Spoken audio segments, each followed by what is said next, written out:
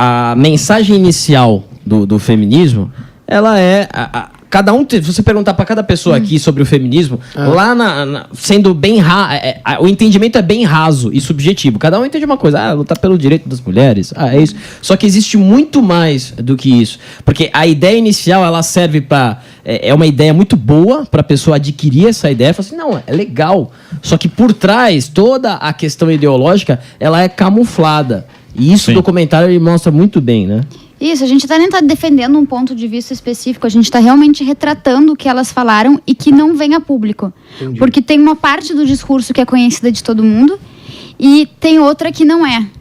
Ou seja, tem um plano por trás daquilo que está sendo falado e esse plano não é explicitado com tanta frequência. Quer dizer, é um plano virulento, odioso, né? Exatamente. Então. São temas muito polêmicos. Vamos lá, destrabalho. A ideia é que a gente vai sabotar a realidade do trabalho para as mulheres não estarem mais trabalhando. Tem o Manifesto SCOM, fala sobre acabar com o sexo masculino, que é um sexo defeituoso. Tem a pauta de reprodução fora do corpo, então que as crianças vão ser geradas todas fora do corpo, nós vamos ser geradas em laboratório, vai ter toda uma engenharia social nesse sentido. Existe, claro, toda a pauta de que você não é mulher, você se torna mulher. Portanto, não existe uma vinculação entre ser mulher e a natureza, e isso tem que ser separado.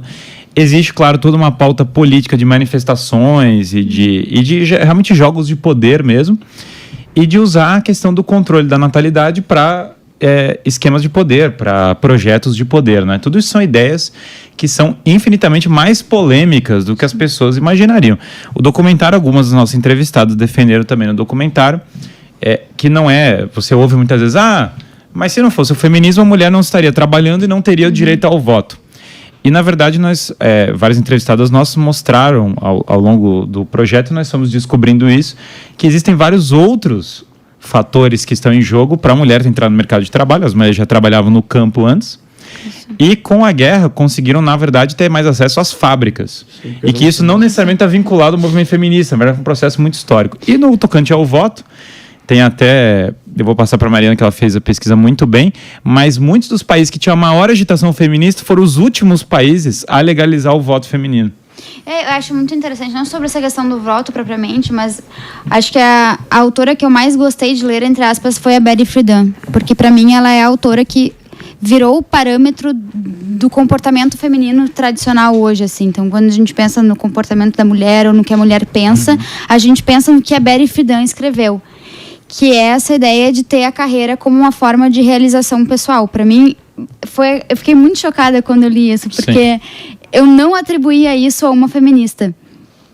E tu entende, depois lendo a obra dela, tu entende que ela queria que a mulher sonhasse com a carreira porque ela queria colher a consequência disso, que era um afastamento dentro do seio familiar. E isso a gente trata de uma forma mais explícita e com relatos da própria Betty no documentário.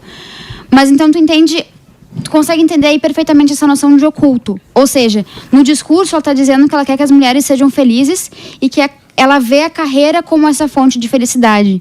Mas, na verdade, o que ela estava querendo era gerar esse processo de fragmentação familiar. Porque ela via que com isso, enfim, ela ia alcançar... Quem que é?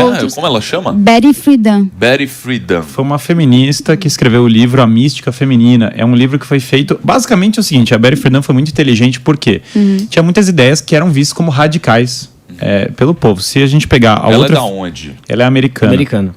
Se você pegar outra americana, como a Shulamit Firestone, o livro dela é muito explícito. Ela escreveu um livro chamado Dialética do Sexo, que quer emancipação sexual geral. Homens, mulheres, crianças são incluídos nesse processo.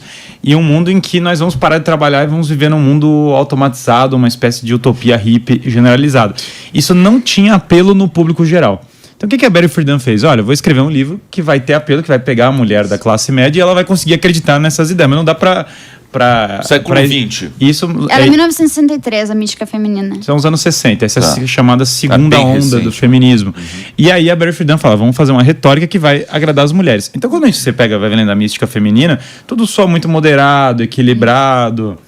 Mas conforme vai passando o tempo, e a gente vai vendo, a Mariana achou uns acervos dela falando na universidade. E aí, quando vai para a universidade, o pessoal se solta, na verdade. E daí começa a entregar qual é a verdadeira pauta.